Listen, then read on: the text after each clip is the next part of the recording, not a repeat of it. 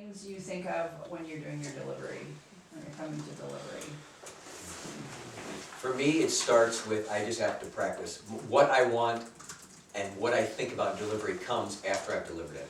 Okay. So I have a whiteboard down in my basement, I have colored markers, I've done my studying, I've done my lecture synopsis, I think I've got my lecture ready to go. I can't think about delivery until I do it. So when I deliver it, then I see where the awkward parts are, I see what doesn't work. I'll often then think of illustrations. If I can have Dawn listen to part of it, I can get critiqued. But delivery for me comes really when because I can think about it, but until I actually do it. Yeah. So delivery, the part, it's just simple. I get a whiteboard and I go and I just do it. And I read, and I'm okay to, I'm lecturing through part of it and then I stop and I think, so a 1 hour lecture might take me 2 hours to practice because I'm then really molding it so that I can boil it all down. But all that delivery comes when I just deliver it and I realize, well, that didn't work. That didn't work. Oh, there's a good idea, I can actually do that. Best piece of advice I can give about delivery is do not deliver a message like someone else. Do not deliver a message like Don Gilman if you're not Don Gilman, or like Tom Poseen or Mark Masucci if you're not them. I've seen people try, specifically with those three. You're not them, and people will know the ingenuineness of that when they see it. Don't be funny if you're not funny. I mean, you might try, but don't try to be the jokester when you're in front of people if humor's not your thing. Or don't start going into a bunch of Greek and Hebrew words if you actually don't understand them fully. Or don't, just don't do it. It will be so apparent to people that you're not being yourself. There's a specific girl on SBS staff at the moment who, when she first started, she spoke in really big words when she was in front of the class. When she was not in front of the class, she kind of had a ghetto talk a little bit. And everybody's like, you just don't sound like you when you're in front of people, because you start speaking in words that we don't even know and a language that we can't relate to. And she lost her connection with people because she was almost a different person in front of them. So be you when you're in front of others. Let me just say amen to that, and there is a couple of unique things about teaching in the SBS. One of them is this is a 9-month relationship with a certain group of people. This is not the guest speaker, blow in, blow up, blow out deal. This is the thing where you better be you, because if you're not you, they know you. Yeah. You can't fool them, you can't, they know you, and so you have to be you, for better or worse. And if you imagine yourself to be eloquent and you're just not, well, you just gotta work through that. It's not that painful, I've done it, it's like, but you do have to be you, because they expect it, they know you, and my short answer for this sort of thing is know your material and then go talk to your friends. That to me is the short answer on how to lecture in the SBS. You know your material, then you go talk about it with your friends. And I think if you take that mindset, not necessarily that methodology, but that mindset, it takes you a long ways down the road as far as your demeanor, your approach to the whole notion of teaching. Because first of all, I said it before, to some degree teaching has to be a dialogue, or you're going to lose connection. I don't care how eloquent you are. In fact, I think the smoother you are, the quicker you can put people to sleep sometimes. And so I think I start teaching a lot of times with questions. When I'm thinking about my opening tends to be a series of questions to get them into it. It's like, I'm not going to sit here and just tell you everything. You're either going to work with me on this or go home. If you're just going to sit there and absorb it like a sponge, I'm not interested. If we want to work together, fine, let's do that. Let's see what we got here. And so that's more, when I start thinking about delivery, I start thinking about questions. I always wake up way early if I'm teaching in the morning, like way early. Now that doesn't work for everybody, but I'll tell you, I get up way early, I put on worship music and I pray a lot, and I pray, this is a whole separate teaching, but anyway, and then I go through my notes, and it is amazing, and I like to do it in the classroom if I can, because it is amazing when you see the people in your mind, and you're praying for the people, and you're going through your notes, things just start snapping into place for me really quickly. If I'm prepared, I mean, the dominoes just start to fall at that point, and then I'll have an idea, I'll write a question on the board, something, and it'll turn out to be something useful and important. So, I mean, as far as delivery goes, yeah, I go back to, I have my list of things that I know have to happen. I will try to have questions. I will think of questions to get them into the topic. And the advantage as far as time management, classroom management is with the list of things, is that you know how to respond to questions. And if the question is useful and helpful and in line with where we're going, it's not a distraction. It might be a delay, but it is not a distraction. And a delay is a good thing in teaching, I think. A distraction's a bad thing. So you know the difference between delay and distraction if you have your list. Then you look at the clock. If it really is a distraction, if it's somebody that wants to go on to a different topic, you look at your list and go, you know what? That's an important point, but it's not one that we're going to be talking about in this hour. Come see me at the break. You know the difference between something useful and something that really is just a distraction. And so I think the combination of those things is what I start to work on when I start to think about delivery. By this point, I will already have background pictures, which is what I think of PowerPoint. Yep. Never, ever put your lecture on your PowerPoint. Please Never watch that. put an outline on a PowerPoint. Even though it's designed for it, it's a mistake. And I've got some good articles if you want to read why teaching and PowerPoint don't go together. I would love those. I'm teaching on Monday about how to use it. Well, Just put your lecture up. it goes to this. The PowerPoint was designed as a marketing tool, and it is designed to restrict people's thinking and to take them on a straight line to where you want to go. It was something used to at a sales meeting. And if you use it like that, that's what it'll become for you as a teacher as well, which is exactly the opposite. If you're trying to inspire critical thinking and engagement and things like this, that's the last thing you want to do is put them into a nice narrow pipe and just shoot them through it at high speeds and get them to your point. It's fine if you think you're that smart, but in reality, you got to kind of lead people to the truth. And especially in an inductive course like the SBS, just blurting it out there doesn't show them how you got there. And I think it's a little bit like math in that it's just how you get there needs to be understood, or else you haven't really learned it, And so you do need to lead people to the truth you're telling them. So that's part of preparation too, is that, yeah, I know what I think about this, but I have to take them a little bit through the process. Like what do I show them? How do I put this out there so that they see it? It's a little bit like what I was talking with you guys about argument. You don't argue with your students, and you don't just jam it at them. You got to lead them to it, because if they see it, they've got it forever. If you just tell it to them, they got it for about a minute. And so as far as retention goes, if they see it, there's just huge retention. And so with that, in practicing it out is thinking about those places where, okay, where do I want to stop and talk about it? Where do I want to stop and facilitate conversation?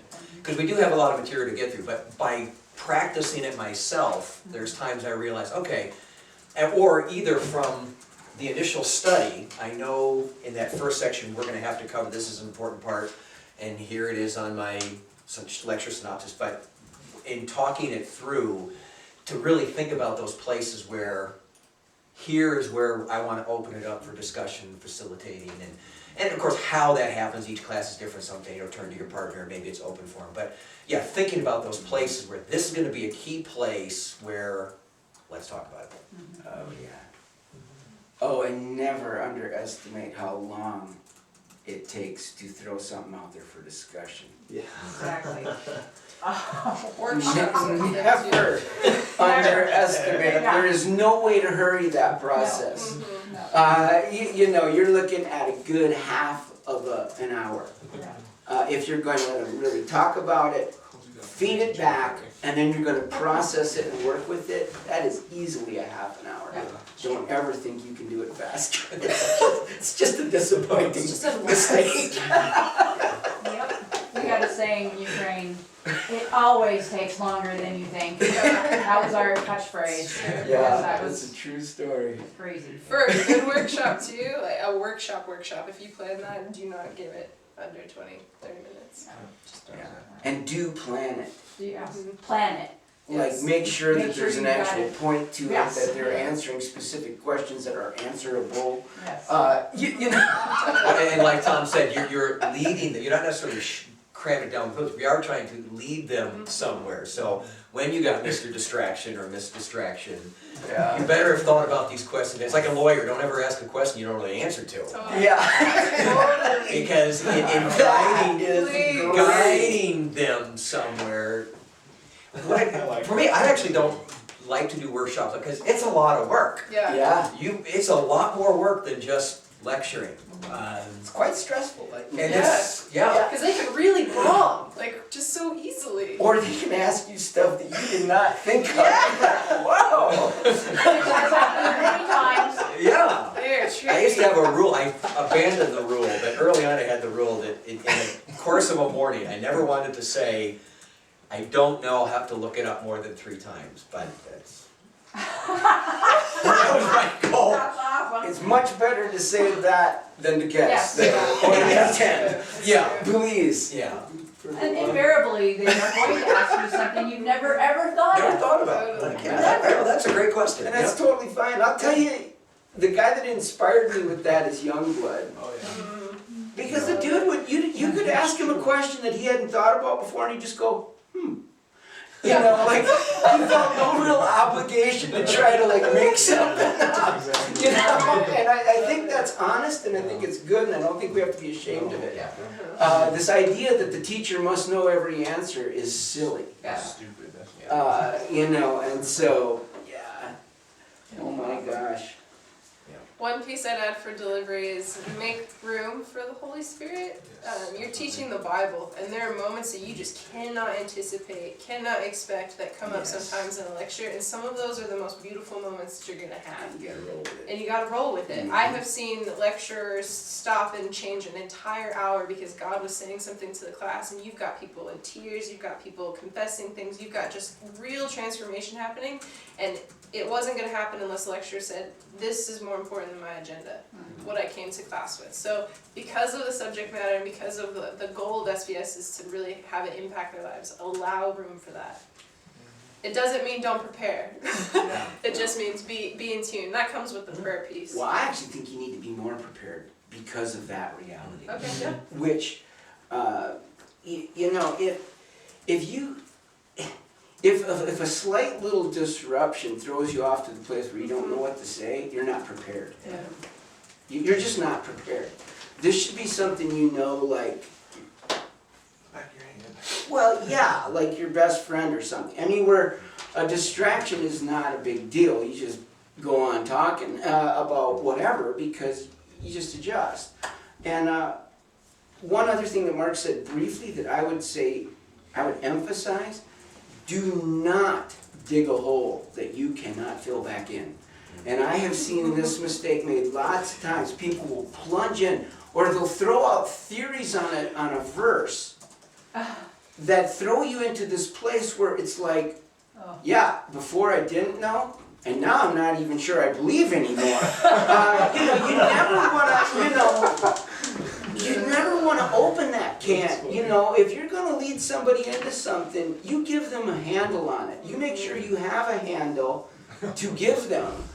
You don't leave them in this place of just like, I not only don't know now I'm so totally confused. You just never wanna.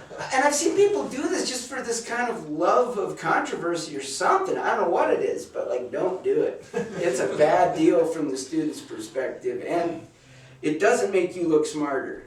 It actually does the opposite. And if you do get stuck, say, you know what? I don't know. But please don't lead people into a blind tunnel and then say, I don't know. I mean, have a way out wherever you go. Like, you are driving the bus. Don't let the students drive the bus. That's an important thing to remember. Or you will get thrown under it. Yes. But I mean, I've seen people let classes get away from them, let the class decide what's going to happen next or what's important. And it's like, you just cannot let them drive. You have to stay in control of the lecture. But that's, being prepared helps with that. Because With an SBS lecture, and every teacher does it differently, but something that I've always struggled with since my SBS with how to deliver it well is balancing how much time you spend on application and where to put it. I've sat in and I'm sure it can vary on what book it is, but like when you guys said 1 through 3, you don't want to be doing the method for them when you're up there, but I've sat in classes where teachers, like every chapter, go to an application point and talk about it for like 5 minutes or 8 minutes, and then move on to the next chapter and have another application point, and it, at least for me, it was kind of like doing the method for me, but it also took away from more opportunity where I was wondering more about the text, and so what do you guys commonly do with that? Is an application piece every hour? Do you try to just pull one big application for the end for people to really resonate with and take away from, instead of kind of buck shooting a bunch of little different applications? Or, I mean, I don't know if there's a definitive answer for that, but that's something that I've always struggled with. For me, here's where the lecture synopsis helps, because there's a box in the corner. Are you going to preach or teach? And for me, that gives me a guide. If it's going to be more of a preach, then because of my study and what I've seen is important, this may be a time to emphasize application. Philippians chapter 2. We're going to cover some theological stuff, but I want that ending to be much more about, here's the nature of discipleship. It's not about status or position or power. You want to be a follower of Jesus, well, you're a slave of the suffering servant. And I want to take them there. But I've thought about that at the very beginning, because there's a box that says teach or preach.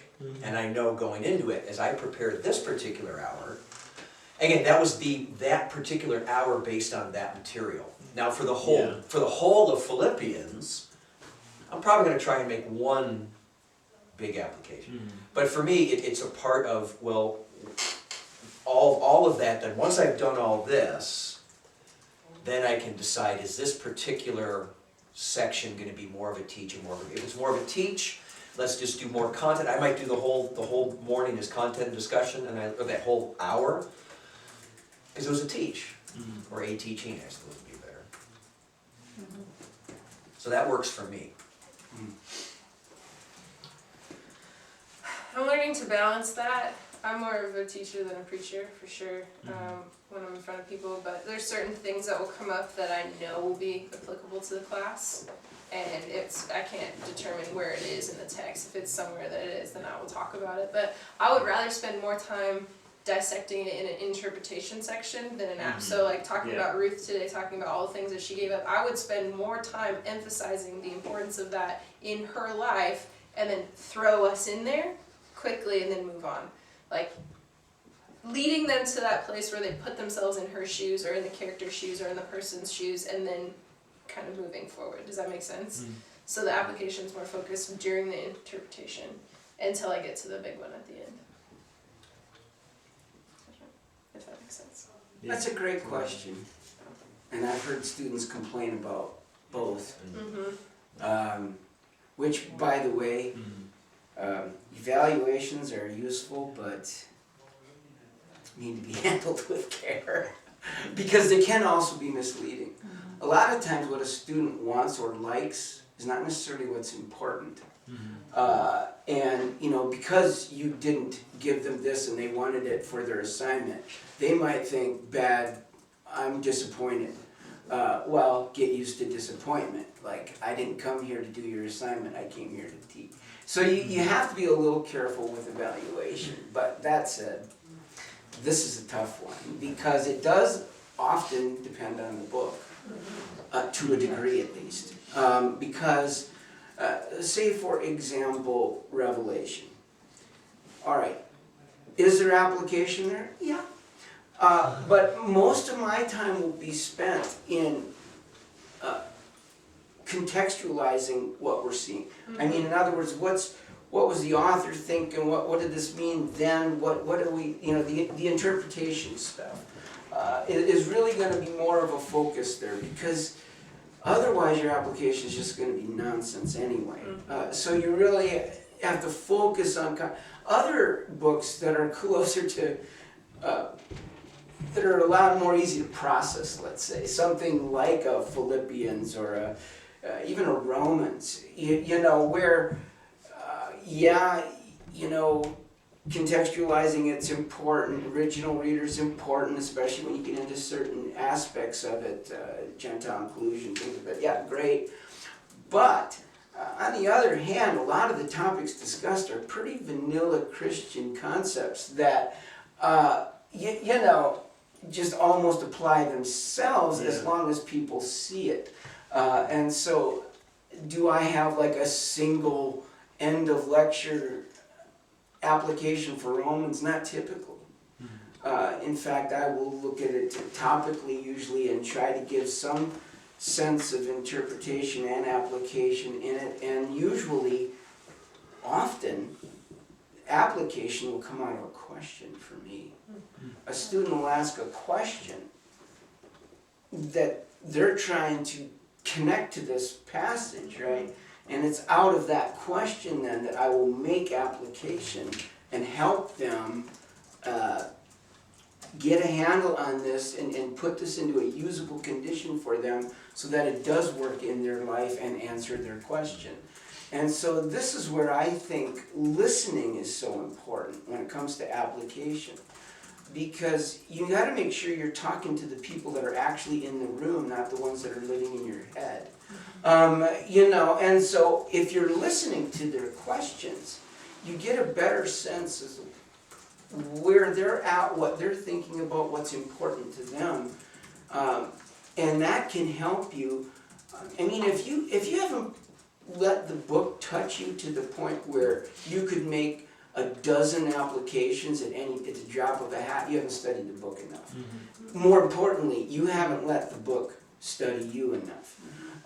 You know, you cannot expect a greater application among your students than you. The book will never do more for them than it did for you. You have to let the book touch you first. And as you do that, application becomes obvious. It becomes almost unavoidable, and you have to be a little careful. You don't just sit up there and preach. You know, and I've seen people make that mistake, where the books touch them so much they just sit up there and preach. Well, that's cool, but you are a teacher, and so you have to kind of balance that, you know. And so, and I've seen people that are preachers get criticized quite a bit in SBS, because the role of the teacher to me is tour guide. You are leading them through the text and pointing out the points of interest so that as they do their work, they're not just lost or they don't overlook something important or something like this, because they're going to go through it as well. So you're really just, I like the kind of tour guide analogy in that you have to point out, hey, you notice that, or a little history here, a little of that there. So that when they're going through it, it isn't just a blank slate. And application, I think God will just make that apparent if you're listening both to God and to the people in the room. as to how much, when, and what. And I usually have a lot more than I'll actually give on any given topic. And it's just, what I actually do depends on the moment. I don't think there's ever been a lecture I've given that was the same twice in a row, even the books I've done over and over and over again. Just because you're dealing with different people, different day, different me actually. You know, because God does stuff in me over time, you know, and so, Well, yeah. I'm hearing every audience is different. We need to be praying as we're working through the text, what is important for this audience. Therefore, then the applications come up that need for them. Yes. And that's when we put it in. Is that? And Yeah. a great example, I go back to the 2 Galatians classes that I taught. One really needed justification, and that I'm okay with God. Yeah. The other one, it was the part where talks about how we're no longer slaves, we're sons. And what I brought out was, it's about maturity. It's time to grow up and be kids. It's time to be grown-ups. We're no longer slaves, but you're actually adults who can inherit. Therefore, you need to take responsibility. It was much more about being mature Christians as opposed to understanding that God's forgiven you. So, what was emphasized, same book, but different class, different group of people, and what God really wanted to emphasize, and to come to find out, and I had talked with the school leaders too, as I was, you know, is there anything going on, blah, blah, blah. But that's what God highlighted, this idea of, you've actually come to a place of maturity, so let's act like it. So that's the direction I went in when it came to, I did the observation, did the interpretation, but when it came to, here's a message for you guys. The great news about Galatians and sonship is, it's time to grow up, enter your inheritance, and live like you're grown up. Another class needs to know it's okay, God really likes you, He's forgiven you. Yes. But I mean, 2 very different directions, Right, yeah, same book. Yeah. yeah. So how did you find out that your audiences were different? Well, now I'm mostly a guest speaker now. Right. So I know, and that's I go to actually the- something that's important for us to think. Yep, I go to the because they school will leader. be guest speakers on their Yep. outreaches. Yeah. First thing I do, I was just down in Jacksonville, but that was working with the staff. I was in Seattle before that, and I was working with Caleb and Rachel. All right, who's your class? I go to the school leader or whoever's leading this. Who's your class? Anything I need to know about them? What's their age? What's their demographic? What are they going through? Where are they at? What have you done previously? Is there something going on in the school I need to know? Just give as much information about them as I can, and then prayerfully say, okay, God, and let Him highlight something in that teaching. Yeah. That's really good. And just, the God element is really important in this, in that a lot of times students come up to me and say, when you said this, you know, that did this. And I'm like, I said that. You know, because you really, this is where prayer, that's why I said earlier, you just cannot overstate the importance of it. Because as you pray, you know, God will lead you to say things you're not even aware that you're saying, but to a certain person, it's exactly what they needed to hear. And so, I think sometimes you just need to let her rip and trust God, because He will direct you. You have to actually have faith in His direction of you as well. Because a lot of times the things that really stand out to people never made it to my notes, or they were incidental things that I said that just happened to resonate with somebody that was really a word of the Lord for them in a sense, you know, and that applied. I mean, that became an application, but I never intended it to be even. It was just incidental, actually. In my mind, it was incidental. In their mind, it was huge. So you have to allow for that sort of thing, too.